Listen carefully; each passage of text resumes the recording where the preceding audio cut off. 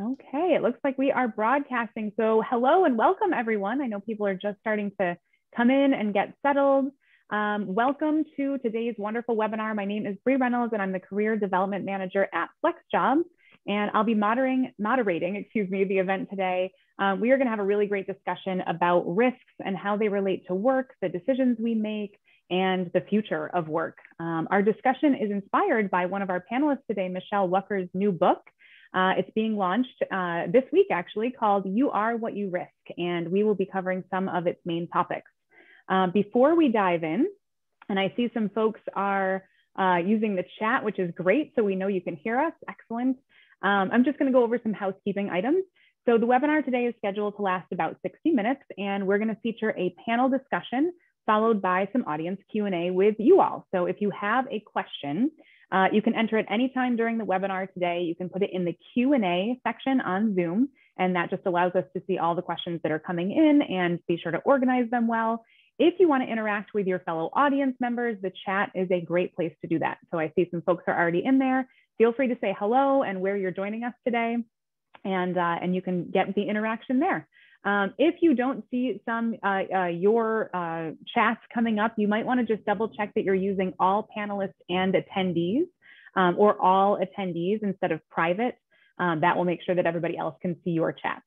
So let's see if I have any other housekeeping items. I believe that's it. So you can see the topics that we're going to cover today: your risk profile and the approach to uncertainty, implications for job searching and the future of work, employers, job seekers, and risk, and new definitions of workers. And we're going to get into some really interesting discussions there.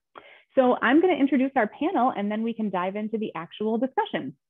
So first of all, I'm really excited to, let me go back there, to introduce Michele Wucker. Michele is the best-selling author of 4 books, including the one that I mentioned previously, You Are What You Risk, The New Art and Science of Navigating an Uncertain World, and the global bestseller, The Gray Rhino, How to Recognize and Act on Obvious Dangers We Ignore. Her work has moved markets, shaped financial policies, and made headlines around the world, including being used as a frame for the ignored warnings ahead of the COVID-19 pandemic. Michele's 2019 TED Talk has attracted nearly 2.5 million views, and she founded the Chicago-based strategy firm Gray Rhino and Company, which draws on her 3 decades of experience as a financial journalist and then media and think tank executive. She's been honored as a Young Global Leader of the World Economic Forum and as a Guggenheim Fellow. And then we have Nicole Vasquez. Nicole is a serial entrepreneur who has built companies and communities with a shared mission of supporting and connecting people to resources, networks, and opportunities that help them reach their personal or professional goals. As the Chief Community Officer of Deskpass, Nicole produces educational programming and industry-leading reports for thousands of workspaces across the globe, oversees market expansion, and speaks about the future of work and successful remote work solutions. So perfect. Nicole was named as one of the under 35 making an impact in Chicago. She won the 46th Ward Innovator Award, the Red Eye Chicago Big Idea Award for Community, and was a professional fellow to the U.S. Department of State, traveling to Europe to speak about entrepreneurship, building collaborative communities, and owning co-working spaces. And then last but not least, of course, I want to introduce Sara Sutton. She is the CEO and founder of FlexJobs and Remote Co., and she has more than 20 years of experience in the online job market industry. She is an expert and speaker in the future of work, and she's appeared in media outlets like the BBC, the Wall Street Journal, the New York Times, CNN, NBC, and many others. She was named a Young Global Leader also by the World Economic Forum and serves on its advisory group. And Sara believes that integrating remote work can positively impact people's lives and transform organizations to be more modern, productive, efficient, healthy, environmentally friendly, and overall resilient, which I know we have seen a lot in the last year, how that resiliency kind of came up overnight thanks to remote work. So what I want to do first here is turn it over to Michele, and I'm going to go ahead and stop sharing my screen so that we can see the panelists here. So Michele, thank you so much for being here again. Congratulations on your book launch. And I would love for you to just dive in, excuse me, sorry about that, to an overview of the risk profiles and personal approaches to risk and uncertainty. Great. Thanks, Bree, for that wonderful introduction. And thanks to FlexJobs for hosting this. And I'm so happy to be here with Sara and Nicole, who are both actually interviewed in You Are What You Risk. And I had actually started writing the book a couple years back, but the whole past year has made it really, really, really urgent. I don't know if you remember last spring, there was a point where it seemed like every other newsletter email you got had uncertainty in the subject line. And I was, of course, already writing about risk. And in the risk world, there is a very interesting relationship between risk as technically in the professional risk world defined as something you can quantify, an uncertainty that you can quantify. And then uncertainty is something you just really can't put a finger on at all. And it was very interesting to think about it in the context of the last year because, in common conversations, the way most of us think about this, risk involves uncertainty. A lot of people don't really trust these, probabilities. Is a 30% chance it's going to rain? Is it an 80% chance? For most people, it's actually binary. It's like either going to happen or not. And a lot of the changes over the past year have involved a lot of uncertainty, and that's brought a new element to risk taking. Like things that didn't seem as uncertain before, all of a sudden, completely up in the air. And a lot of traditional risk management focuses on the risks themselves. And particularly since the great financial crisis, we've seen lists of all kinds of risks and things that could happen and what probability they are, blah, blah, blah. And as I just mentioned, these probabilities don't mean a lot to you and me and most of the people in the world. And what I felt was so important to focus on was how each of us responds to risks and the relationship between that and organizations, organizational culture, and societies, policy, environments, and the people all around us. That all of these things come together along with our innate personality and our own experiences to shape the risk decisions that we make. And making decisions under uncertainty feels really, really, really risky. So that's part of what You Are What You Risk is about. And it centers on this concept of the risk fingerprint, which is, it's like the fingerprint you leave on a glass in a telltale murder mystery. And they brush it with that black stuff that they use to identify the perpetrator. And the choices that you make, and frankly, every choice you make is a risk. In fact, if you wanted to define risk, you could just say choice. Every single risk that you take tells people who you are, just like a fingerprint does. And if you look at that fingerprint and what goes into it, it's actually very fascinating because you've got the innate personality, which is like the whorls and the arcs and the actual structure of the things that forensic investigators look at. And those are genetically determined, part of your personality, how anxious or calm or methodical or impulsive you are. And then there are the experiences. That's like you cut your finger and there's a big scar across your fingerprint. And then there are the habits you have and the things that you do. If you've got manual labor, it's all full of calluses. If you use lots of sweet smelling, nice lotion to make your hands all, soft, that's another way of defining it. And those factors all come together to tell other people who we are. But once we start trying to understand our own risk fingerprints, that helps us to make the kind of decisions that we need, particularly in an environment like what we have right now. And that goes into the workplace in so many levels. The people around you actually also affect the risk decisions that you make. And so people who are used to working with other people around them, all of a sudden going to, working from their living room or a smaller space, that's actually affecting your risk decisions. It's affecting how you see careers, whether you have, one career or, a whole bunch of sorts of like portfolio of career choices. The other part of this risk fingerprint that's very important is not just understanding your own. Once you have insight into why you make the choices that you do, you can make much better decisions. You can surround yourself with the right people, the resources that you need, create good habits for making good risk decisions. And career decisions are all about risks. But you can also understand the people all around you and why they're making the decisions that they do. And that comes into play in teamwork, in strategy, in organizational culture, in sales. Actually, one of the people I interviewed in the book is, she's got a great book called Every Job is a Sales Job. And she talks about the choices that you make.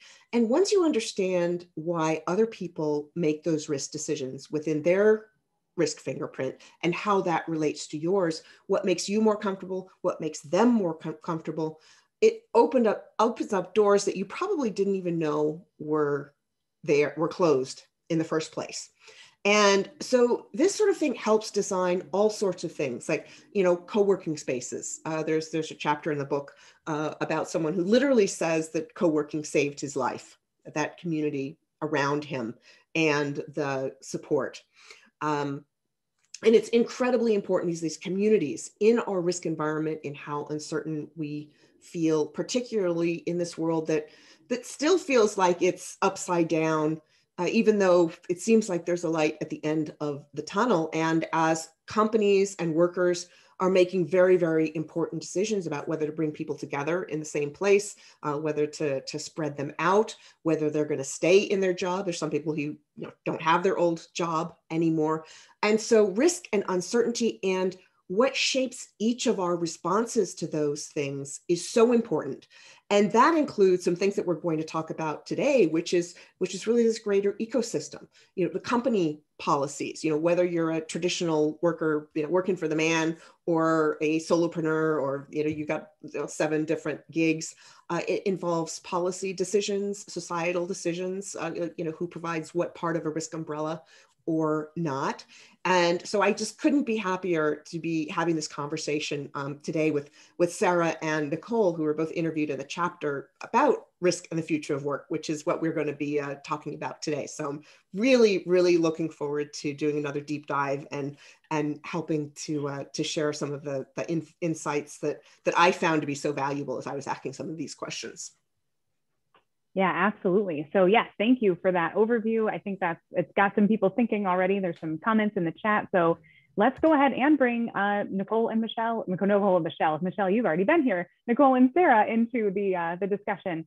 So the first topic I thought we could start with are the implications of this. What are the implications of risk and uncertainty for job searching and the future of work, especially, given what we've kind of all experienced and learned in the last year?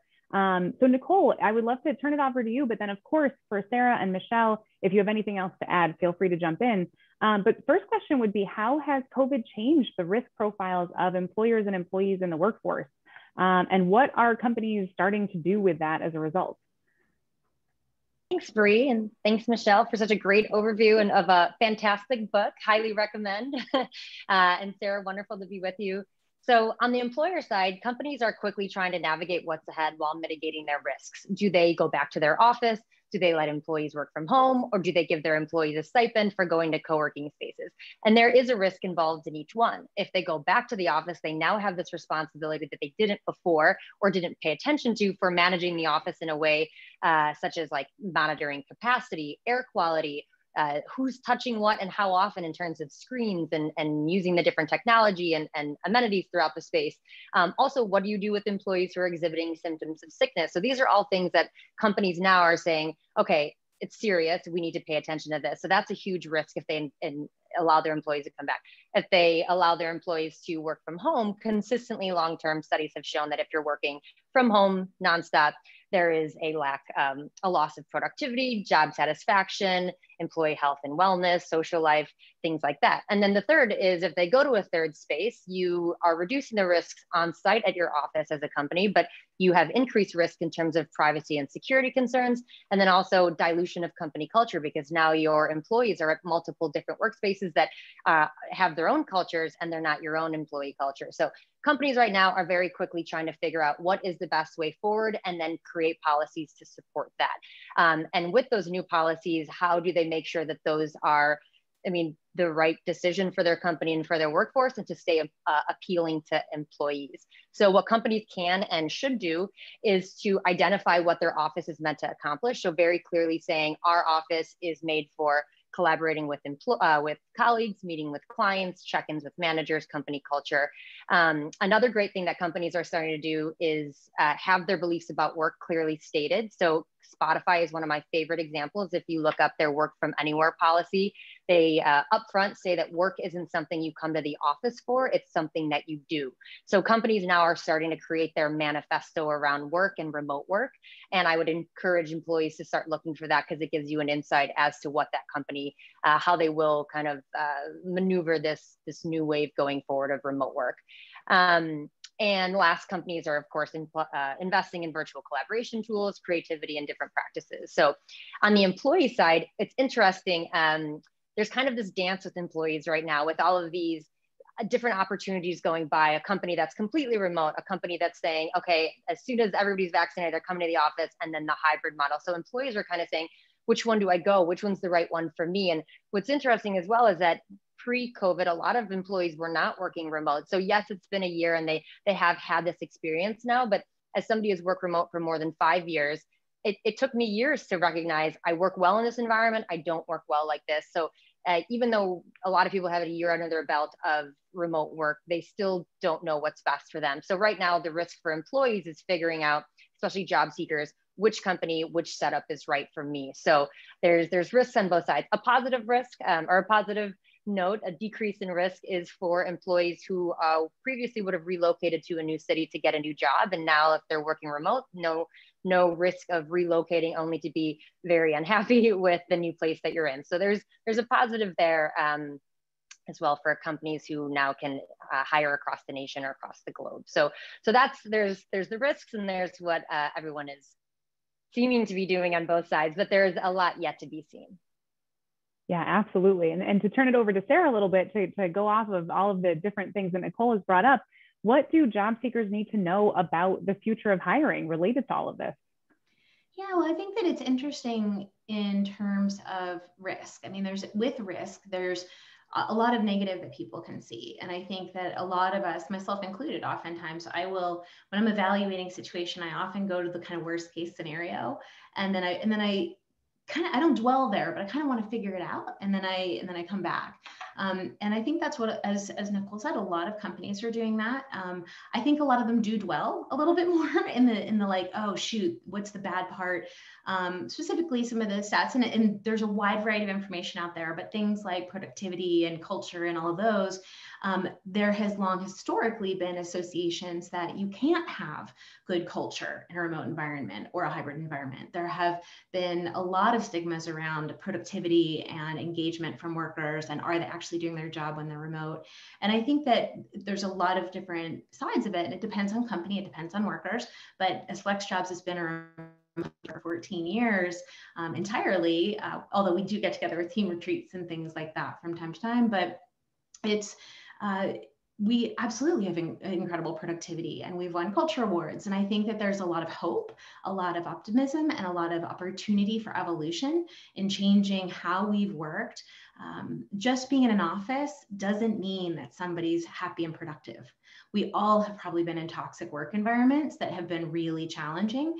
And that can be everything from, just wasted time and interruptions to gossiping and politics and let alone the stress of the commute where you come in and you're already kind of ramped up. So I think there's a lot of these elements that are important to consider as you look at your own work risk profile. If you're a job seeker right now and you're kind of evaluating your options, I tend to keep it simple, I guess, and keep like pros, cons, like what are the things that are really that you need to have, and what are the things that you might want to have or you definitely want to have. So there's differences, like a requirement in your job search is where you kind of start, and then layer on the different options of whether you really, you've never had a full-time remote job. Is that what you want? Or do you just know you want some remote?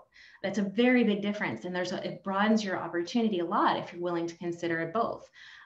So I think it's important to look at that. And I think it's, as we, one of the elements of the pandemic, and I have kids, so I kind of look a lot of it through their eyes sometimes, but we've all had to practice resilience this year in a way that maybe you have in prior challenging years in your life. I have as well, but this year was like a cumulative. We're all going through some major elements of resilience and trying to figure out what our risk profiles are with that, whether we're doing it consciously, which I have not. And I'm so fascinated by Michele's book and the fingerprint concept and kind of the nature nurture that we all have with risk. And who's around us. So I think we've all had to practice some things. And as we kind of come out into what is hopefully being able to shed some of what the pandemic has brought heavily upon a lot of us, to really be optimistic in how we evaluate the opportunities we want moving forward. And so I think that skills, I mean, we're going to have to push ourselves out of our comfort zones a little bit with the market. It's still a pretty turbulent job market, but there are a lot of new jobs coming up, and there are a lot of jobs that are still falling by the wayside. So I think focusing on your skills, your hard skills that you know you'll need for your job, and then also soft skills that are collaboration, leadership, communication, kind of focusing on a bunch of different areas. So I could go on that, but I'll pause there and see if we want to move on to a little bit different of a topic. Or integrate otherwise. That was great. And I love the framing around looking at the positive aspects of this all, because I think that as someone who also goes to the worst case scenario a lot of the time at the first moment when a risk comes up or I'm feeling uncertain, that reframing and looking at the positive side of things and what the opportunities are can be really helpful.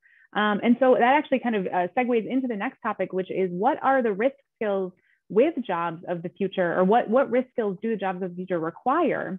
And so Michele, I would love to hear from you just about how a person's relationship with risk and uncertainty relates to things like innovation, creativity, and strategy. Because I think sometimes when you hear the words risk and uncertainty, you think of the negative aspect of things, but this is also really correlated with innovation, creativity, strategy, those kind of positive, strong attributes. So would love to hear your thoughts on that. Thanks. And, it's just absolutely beautiful how this segues, because, one of the things I do in the book is try to establish a common definition of risk, because it's, between the financial professionals and the psychologists and sociologists and the way we talk about it day to day, people don't mean the same thing. And one of the things is actually a value judgment that's part of our own risk fingerprint. And that's when you hear the word risk, do you immediately go to the negative, to the danger, to the peril part of it? Do you go to the, greed and opportunity? You hear that a lot in the market right now with, risk assets and, pile on the risk. And, all the Robin Hood traders, throwing half of their fortunes into dubious penny stocks. Or do you say, well, it depends? And that value judgment is really important. It's important to understand where your baseline is. And if you know that you automatically go to the negative, surround yourself with people who are going to be the angels advocates, the people who go to the positive. And the other way, if you know that you're going to go and dangerously decide, hey, let's jump off that cliff without a parachute, have someone who's going to pull you back from the cliff. And understanding that about yourself is so important. And when you talk about the risk skills of the future, a lot of the people who've done work on this, particularly with relationship to automation and AI and all the stuff that machines and technology can start doing, a lot of that centers on human skills in the future are going to be the most valuable ones. The empathy. That actually risk empathy is one of those, understanding the risk fingerprints of the people around you and being able to adjust to make them more comfortable, the key part of teamwork. But when it comes to innovation or creativity, as someone who spends a lot of my time in creative endeavors, writing books, there's this huge moment of diving into the unknown. It's like, am I going to spend the next couple of years of my life putting all my efforts into this one question, into this one idea? And it's scary. And the other part about creativity is sometimes you come up with things that are unexpected that you don't know. And that's also something that comes with group conversations and relationships. When you open yourself to input from other team members that can actually help you avoid bad risks.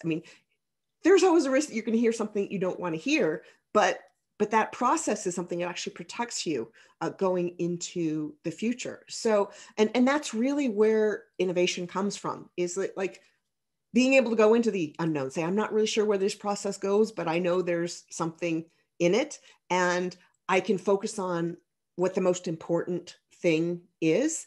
And this actually sense of driving purpose is so important to navigating through uncertainty. You know, you have some sort of a lodestar that you know what you're going towards, and that helps you to get through all of this noise and clutter.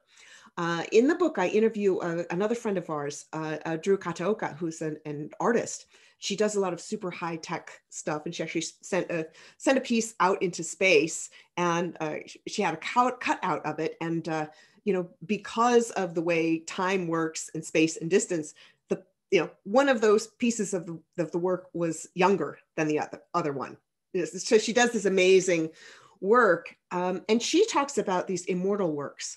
You know, things like, you know, Sistine Chapel, where people take huge risks, you know, a lot of time, a lot of money from a lot of people. And there's a real ecosystem and an environment, a certain support system that allows you to take these risks. I talk in the book about risk portfolios, you know, looking across your life. What are the risks? You know, your financial portfolio, your career trajectory, like whether you are investing more in education, you know, your family life, whether you've got a mortgage or not, and how all of those fit together. And actually, a couple of weeks ago, a friend of mine mentioned a concept that I'm kicking myself for not having thought of in time to get it between the covers of the book, but a risk budget.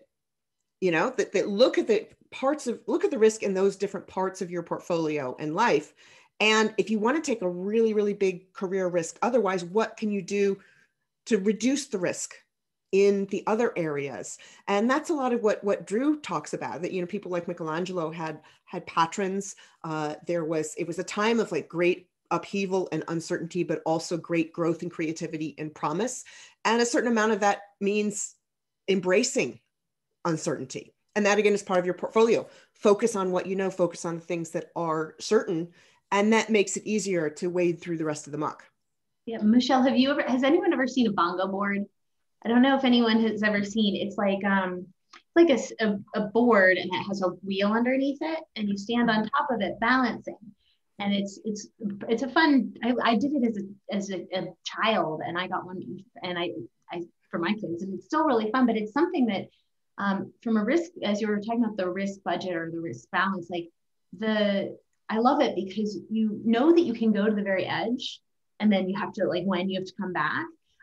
Or you can stay kind of nice in the middle and stay more stable. And it's a really physical manifestation of this concept of how close to the edge are you willing to go, and being aware of what that edge is for yourself, because you'll slide right off, you know, and it's a fun game too. It's also great for kids. And it also depends on core strength, you know, because you're you know, develop your core strength before you go and do this. And that's similar. It's like, what's at the very depth of your risk fingerprint, what really makes you, who you are, what's most important to you. And you have that as sort of like an orienting force as you're, you know, flopping around. And it's also work-life balance. Bree and I worked together a long time. So it's also something when you think of work-life balance, which a lot of people kind of are taken aback by the balance concept in that. But I've always seen the bongo board in my head, that it's not a balance. It's not a stuck balance. You're always kind of fluidly moving. You're choosing whether to spend more time spend more time here in your life. And it's fluid. So, but there is an edge, and you have to be aware of what that is. So.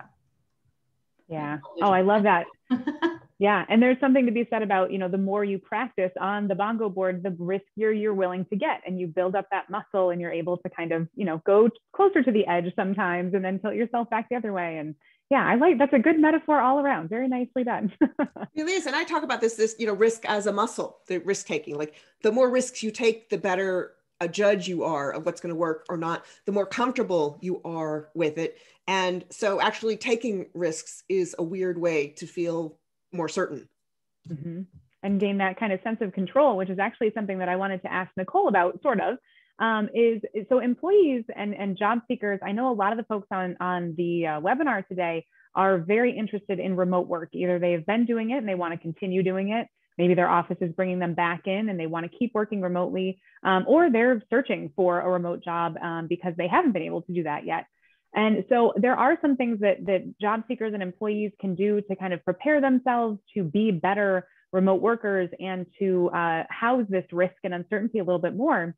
So can you talk a little bit about how employees can prepare themselves for that shift towards remote work by knowing those most common virtual collaboration tools, remote work best practices? Like, what are the things that people can kind of control and muscles that they can exercise now related to those areas? In short, it's proactivity. It's being proactive about reaching out to teammates, managers, even clients involved in that, and finding the style that works best for you and for your company. So standard business practice typically is to have like a weekly call or a check-in with your manager or your team. And I'm surprised how many companies don't have it, especially when working remote. So if you don't have a weekly call or a check-in with your manager or your team, start one. It doesn't have to be a long drawn out thing. It should have the same process each time, but share what you're working on, what questions you have, and if you need assistance, ask for it. If you do have a recurring check-in, but you don't have any non-work hangout opportunities with your teammates or your managers, start a monthly all-team meeting. If you are not in the position to do that, talk with somebody who is, but some sort of an event, a recurring event where people can share more about themselves, what's on their mind. Because think about it, remote teams don't have the water cooler anymore, the lunchroom where these serendipitous casual conversations or small talk can happen. So we have to go out and make those. And of course, it doesn't have to be long or forced or boring. And if it ever becomes that, it needs to be revamped and rethought. You can also use software like Icebreaker if you are managing a remote team, something to make it more fun and kind of guide the way. There's also all these great cards. I have tons of resources, but I mean, this is my jam, right? I have plenty of books to recommend, plenty of cards and things like that that you can use with your team. Bring Your Human to Work is a book that I just read recently that I highly recommend. It's called Bring Your Human to Work. Great tips for both employees and managers in terms of showing up with your human first. And this was written years ago, but it was oddly very, very relevant for this time with remote work, where you need to be as most human as you can to really keep those connections there. And then some quick hits and tips, sending video or audio messages instead of Slack messages or emails. So I don't know if we've all gotten those audio messages on our phone from friends, and at first like, what is this? Okay. And then you listen, you're like, wow, that was really efficient. I just heard 3 paragraphs worth of stuff in 10 seconds. And I also got to hear my friend or my coworker's tone and inference and and emotions, and I can pick up on that. So starting to send video or audio messages to your teammates or your managers. Also using something like Loom, where they have a free plan where you can record it. We've all probably seen those product tours or demos where the screen is a recording, but then you see the bubble with their face and you could see them talking and their facial expressions. I know a company that uses that all day long. Instead of Slack, as much as they can, they'll send a screen recording with their bubble and their face talking, and then that's how they communicate, and they don't leave any room for misinterpretation. I think those hacks are really great to start using. And if no one's using it, again, back to the proactivity, like start doing it. You'll see, it might feel weird at first if no one else in your team is doing it, but if you really want to protect yourself and also keep that company culture cohesive, these tips and tricks are really helpful. Last, virtual co-working sessions, I think, are becoming more and more prevalent, where your teammates and you work similar to the screen here, where you have the gallery, you're just all working together, right? That could be 5 of you, that could be 50 of you. There was a study that showed that the closer people were together in terms of desks or even within eyesight, their frequency of communication increased. But when somebody was not in your eyesight or when your desk was too far apart, you were less likely to communicate with them. And so you can translate that into the virtual world by having a Google Hangout or a Zoom meeting where, and even if it's 3 hours a week, right, on a Thursday from 12 to 3 o'clock, you know that you could drop in to your office's virtual co-working and see your teammates and just work alongside them. So there's so many, I have pages of tips and tricks from books that I've read and from podcasts I've listened to. So happy to provide any additional resources. Last, I want to really send a message to that Gen Z, our youngest adults in the professional world right now. They feel that they're losing out on the career growth that happens in the office. So they actually need to be the most proactive, find mentors, navigate career paths more aggressively. So if you are a parent or you have a sibling that's the entry-level position or in the Gen Z, they need the most guidance because they're earliest on in their careers and they really need that navigation. So yeah, proactive, reach out and start to kind of do those human things virtually. Mm-hmm. Yeah, do the human things virtually, I think, is a great way to put it, because it is like, how do you transfer those skills and that, interaction and socialization to a virtual platform, and just start doing it? That's the biggest thing. So let's kind of transition over to our next topic, which is how do employers and job seekers view risk and how to meet the needs of both of those parties? Because of course, it's going to be a little bit different for each. So Michele, what sorts of risk umbrella can maximize protection and productivity for businesses and workers alike? Where is that kind of sweet spot that you're finding some good things for both groups? Yeah, so what the risk umbrella is what protects you. Whether it's life insurance or health insurance, or, for many businesses over the last year, PPP funds, what are the kinds of things, or, legal policies and protections and contracts and all sorts of things. And I think we are due for a major, major, major rethink of that. You have very different needs between employers and workers and contractors. And since, the 40s and 50s, the idea was that the corporation provides the risk umbrella for workers, the health insurance, the life insurance, the training funds and all of those sorts of things. But we've seen this huge increase in solopreneurs, in gig workers, and people who've got a whole bunch of different things. And, in many cases, that is, the companies have transitioned from traditional workers to these contract workers because, they're worried about the risk of cash flow dropping, and they have this huge payroll that they can't meet. What are they going to do? But also reducing costs in general. And of course, this risk umbrella happened because of wage controls, in the 40s.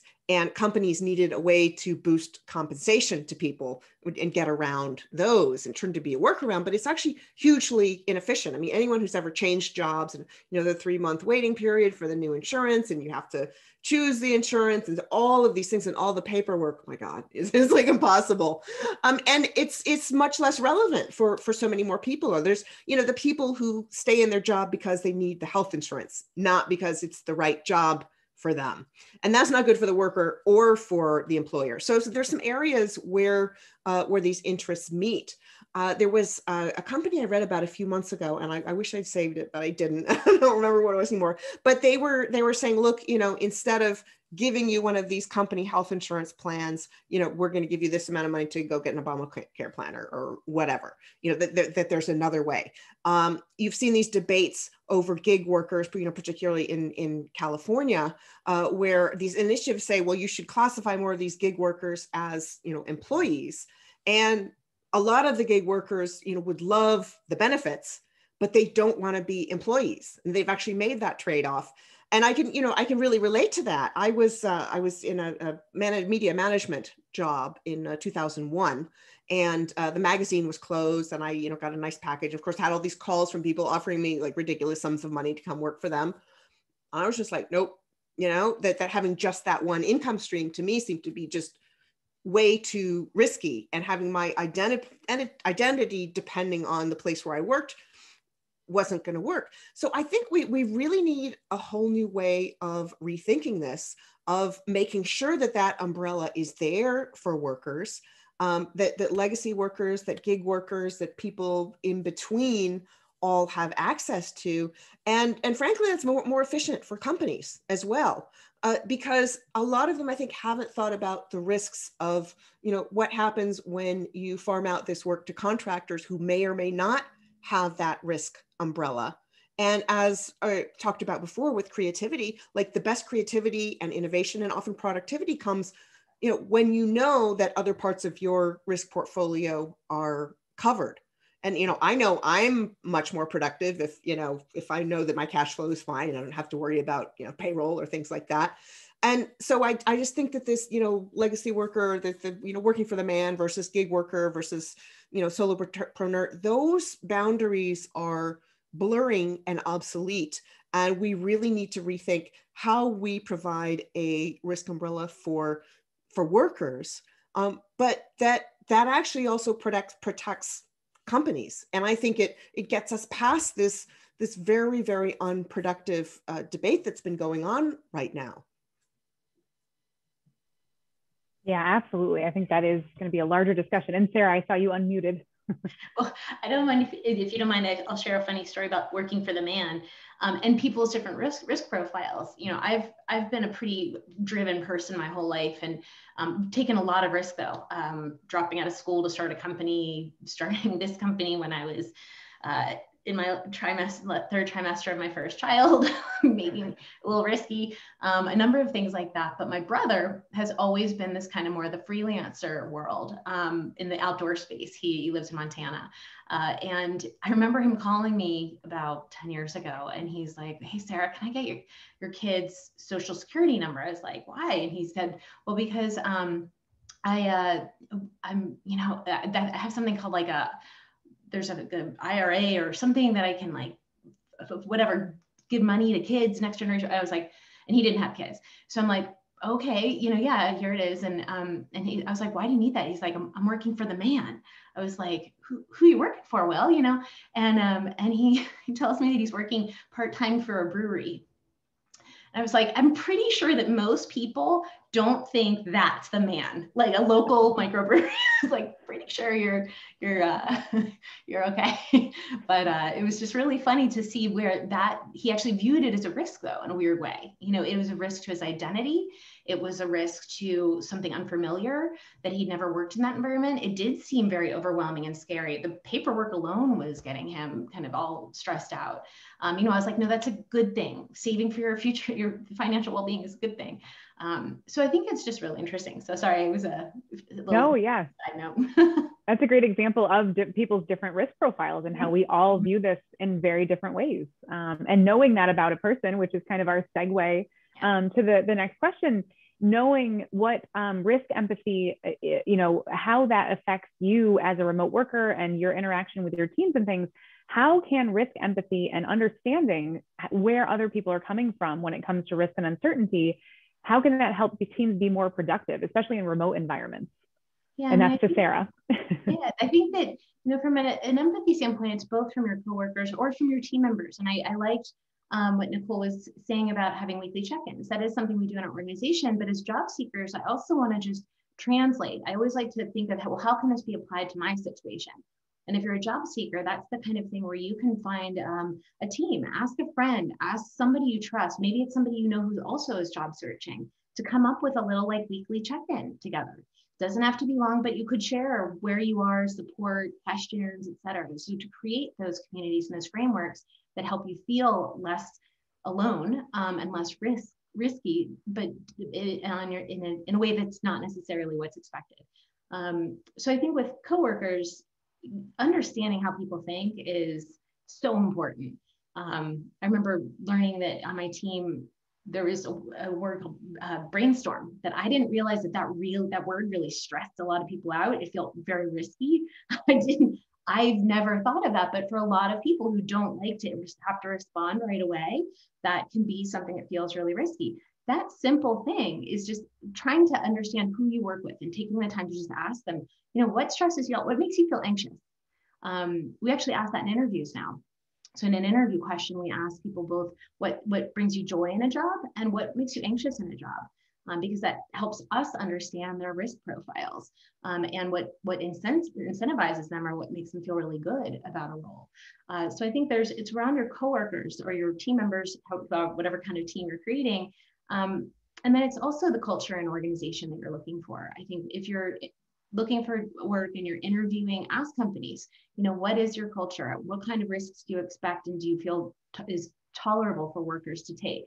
Because with risk comes failure, right? It can come, I mean, inevitably you're going to have these bumps that you're not able to fully knock out of the park on the first try. And it's really, it's hard. It's hard culturally to embrace that. It's really hard for a lot of people, especially perfectionists or for people who are used to kind of like, I'll use a kind of a silly example, but with kids, you get an A or whatever. If you're encouraging people to say, hey, listen, let's shoot for an A, but like we do something called OKRs in the company, objectives and key results. And with that, you're supposed to kind of measure it so that your goal is a 70%, like 70% is really good. It's like a good, solid job. And that's kind of the safe bet, but it's really also a good job. And then 100% would be the knock it out of the park home run. So you're not always going to get those. More often than not, you're going to land in the 70s or somewhere around there. And then every once in a while get in the hundreds. And that's something really hard for a lot of people to understand, that with risk, with the ability to take risk and swing big for the fences, you have to also open yourself up to being vulnerable, that you might not achieve that. And then how is your organization going to support you? How is your manager going to support you? So I think that paying attention, is thinking about it and asking these questions in the interview is really important. Mm-hmm. Yeah, actually, somebody just noted in the chat that those two questions, what brings you joy in a job and what stresses you out, are good questions for job seekers to even think about themselves. And that might even be a question that you can toss back in an interview to the person that you're interviewing with. If they might be your manager, what is stressing you out at work right now, and kind of get to know their risk empathy a little bit, and also the pain points that they're feeling, so that you as the job seeker can really address that and show how you might be able to help alleviate some of that stress. And then you're already building that rapport that goes well beyond, just your ability to do the actual job. You've got a connection with them. Yeah, and you could actually flip that question around onto an interviewer. You could probably, at the end of the interview, they often ask you do you have any questions for us? You could say, if you don't mind me asking, as a manager in the organization, like what brings joy to the organization? Or similarly, like what on your team, what is the kind of thing that causes anxiety? So you could actually flesh out some of the risk profile without having to ask directly. Yep. I think those are just follow up on that this sort of fleshing out people's risk profiles, understanding your employees' risk profiles is so important, partly for, the kind of team you're building. Does everybody have the same, risk attitudes, or, do you need someone who can bring a little bit more, voom to it?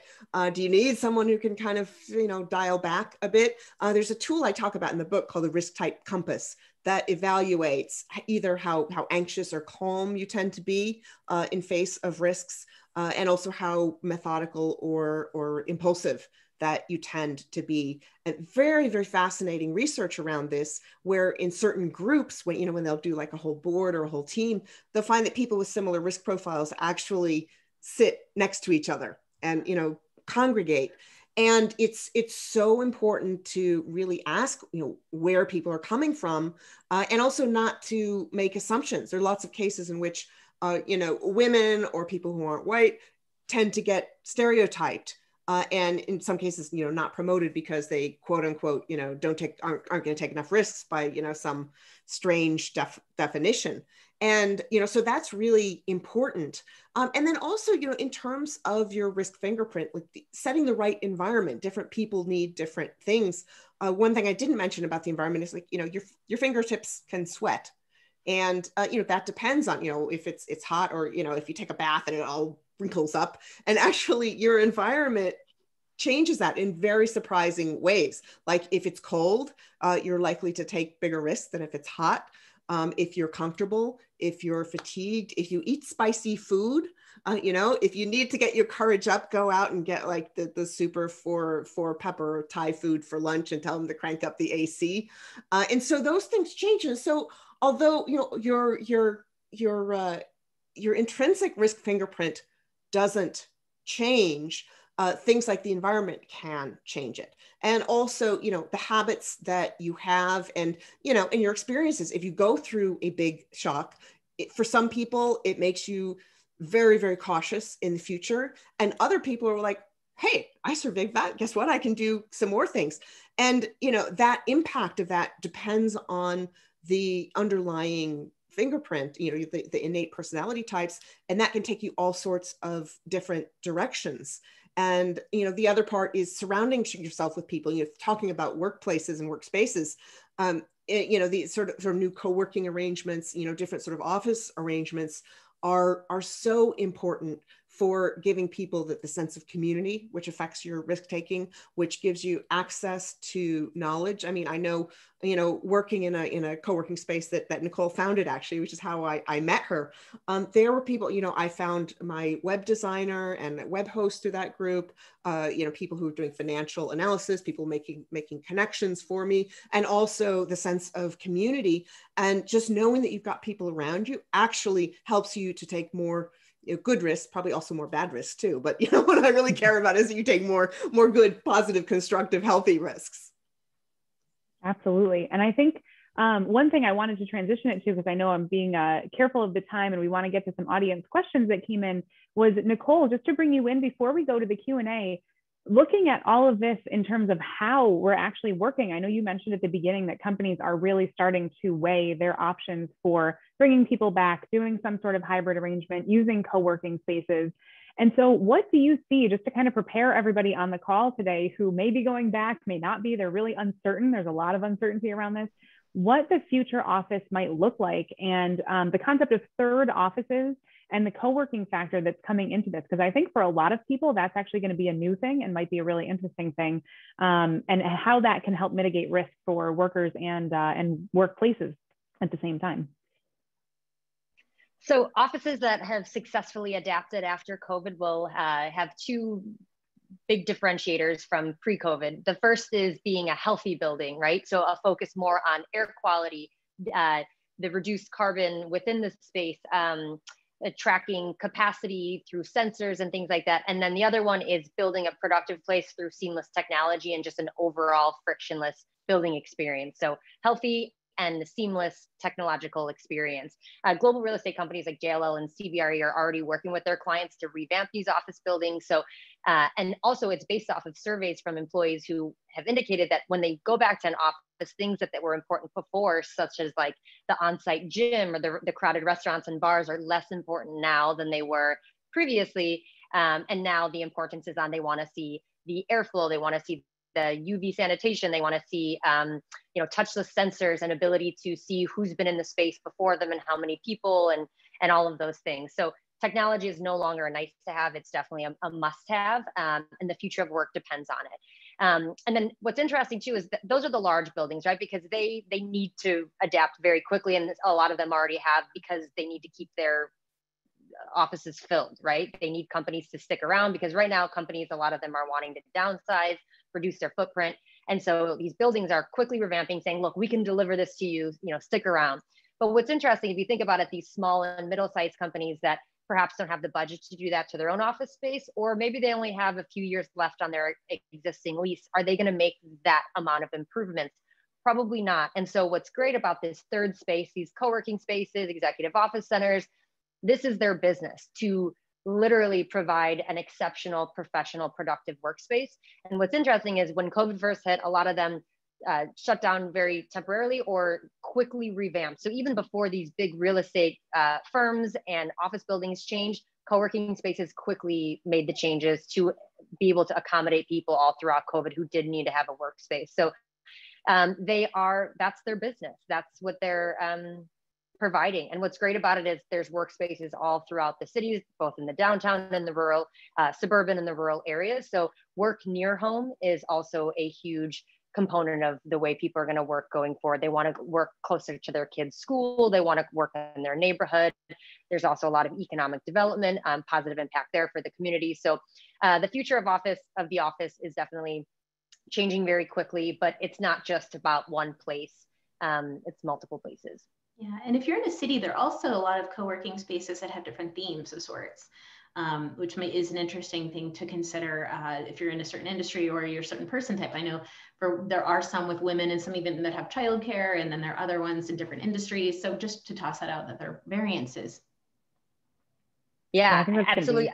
Oh, I totally find self-select. What's great about this new wave going forward is the ability, like Sara said, to self-select your best environment. So perhaps you do want to work out of a female-focused workspace. There are now workspaces and social spaces for people of color, so they can have an environment free of microaggressions that might be happening in their traditional office setting. So it's really exciting. So glad you brought that up, Sara. The self-selection of where your best work happens is a wonderful, side effect of what we've all been through. Yeah, and you can also, we have a few team members on FlexJobs, and I know a lot of remote companies do this, either a stipend where they allow remote workers to, use that towards remote working at a co-working space a couple times a week, or depending on what their interests are. But for a lot of remote workers, they enjoy, I love my home office. I love the quiet. So for me, this is really it's ideal for me, but a lot of people really like the energy around them and the people. So being able to get out and have, once a week, maybe, or twice a week, it's a really nice balance.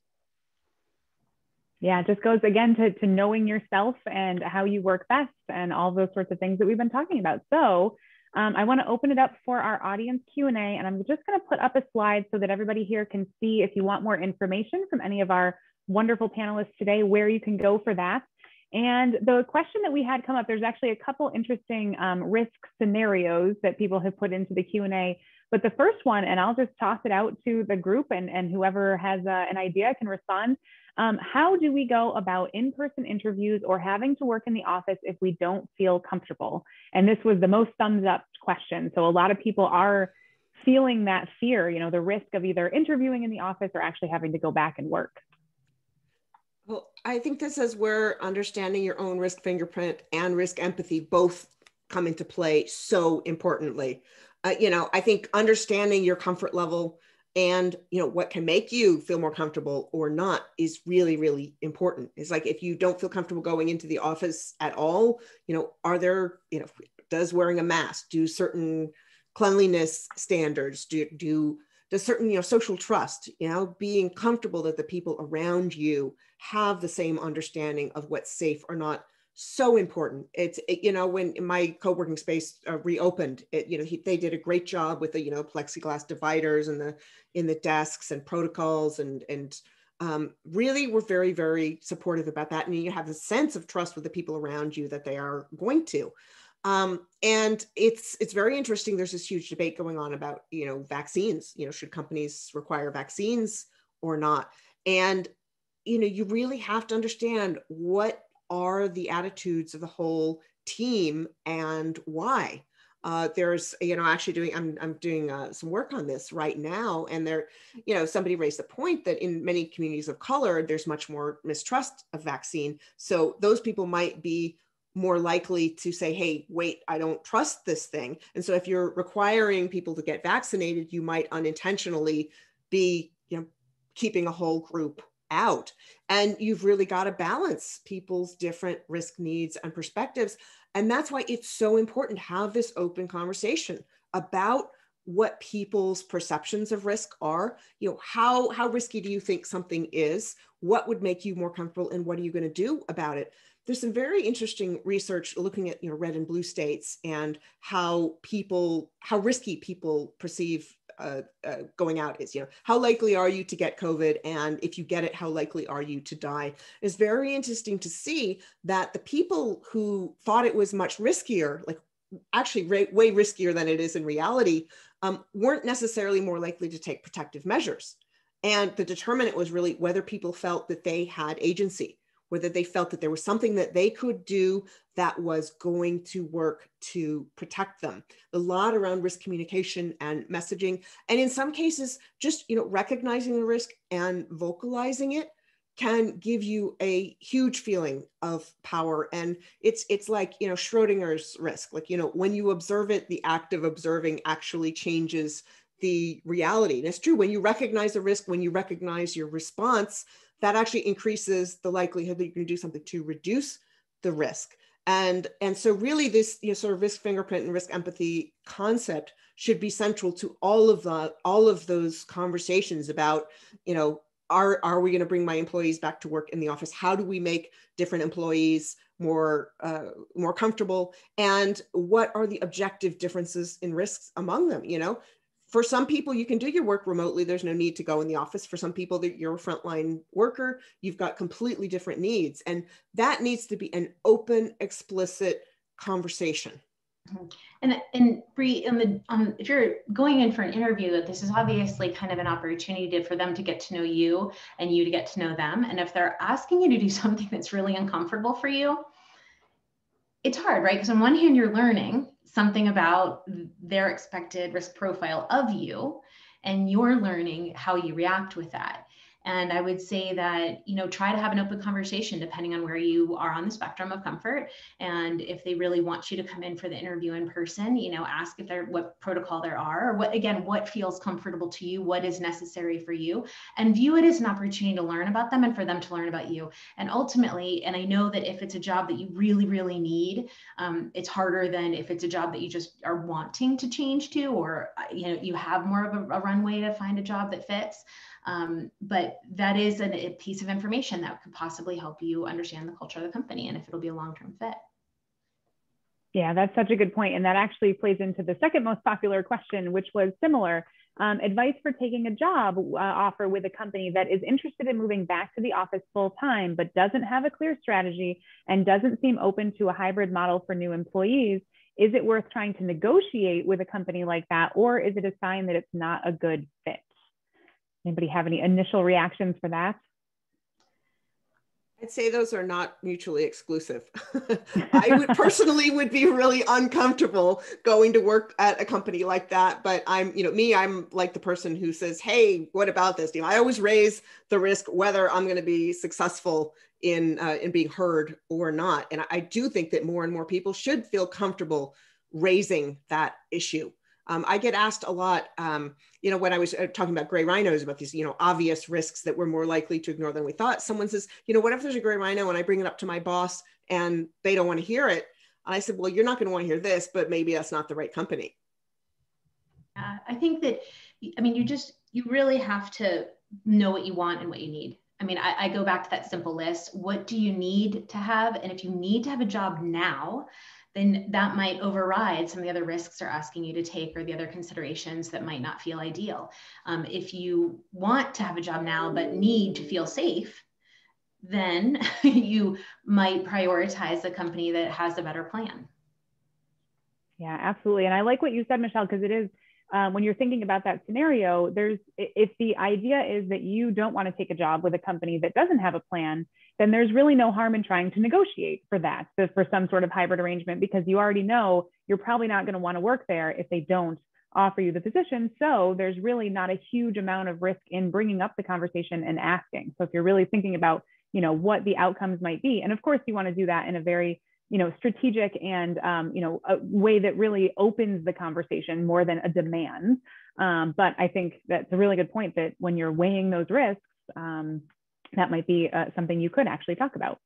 It might benefit other people. It goes down to risk empathy again. There are some times when doing something might not benefit you personally. It might just give you more information, but there are things that you can do that can benefit other people. And some of the messaging around masks early on was some of the most effective messaging was, don't do this for yourself, do this for your grandma, do it for the people around you. And people are often willing to do things for others that they're not necessarily for themselves. Yeah. And Nicole, did you want to add something? I was just going to quickly add in, a lot of companies don't have concrete structures yet around work from home or this new remote hybrid work model, but they are quickly trying to do that. And so, but also even when they do have something in place, like work from home is not going to be this Wild West, like, okay, hey, I'm in Denmark today and I'm in, somewhere else tomorrow. So a lot of companies are saying, look, this is a remote position. However, if you are going to change locations, it needs to be approved and discussed with your manager first and foremost, right? So you can work in a clause there that says, I'm joining at this point in time with these policies, I'm working from this place. I do want the flexibility to say, if I am going to work remote, I might, move in 6 months, as long as I'm online at this point of day, knowing what those expectations are, and saying, look, whether I'm in Denmark or Denver, I will be online at this time and I can deliver, what are the end goals that I need to hit to be successful in this job, because ultimately, does the location matter or not? And if so, there's other conversations here that we won't get into, that affect company culture and all of that stuff. So it's a deeper, more complex thing, but definitely state your claim now, right? As Michele said, this is the opportunity, and know your style, like Sara said. Yeah, absolutely. The conversation, there's never been more conversation happening around this topic than right now. So now is a good time to keep having those conversations with people. Well, I know that we've gone just a couple minutes over, but I wanted to give a huge thank you to all of our panelists today, Michele, Nicole, and Sara. I know when we were planning this out, we wanted to pack a lot into this, and I think we pretty much did it successfully. So thank you very much. And I also wanted to thank the audience for the wonderful chat that everybody had throughout this. I saw lots of interaction, people coming together, creating a little community. And I just really like to see that, because I think that it's a really valuable thing not to just come and learn from a webinar like this, but to interact with each other and share notes and ideas and insights. So I appreciate everybody for doing that. So thanks, Bree, for being such a great moderator. Yeah. Oh, yes, you're welcome. Absolutely. It was a pleasure. It was a pleasure. Now I cannot wait to read Michele's book. It is on my list. So good. So about a week from now, everybody who has registered for the webinar will receive a recording, and they're also going to receive in that email with a link to the recording, the resources that you've got up on the screen here, and then also anything that was shared in the chat that might be helpful as well. So we'll be sure to include some extra goodies in there. But thank you everybody for being here today for this really great, in-depth, insightful conversation, and best of luck wherever you are going in the future. Stay safe, stay healthy, and have a great rest of your day. Thanks, everyone. Thank you. Thanks. Thank you.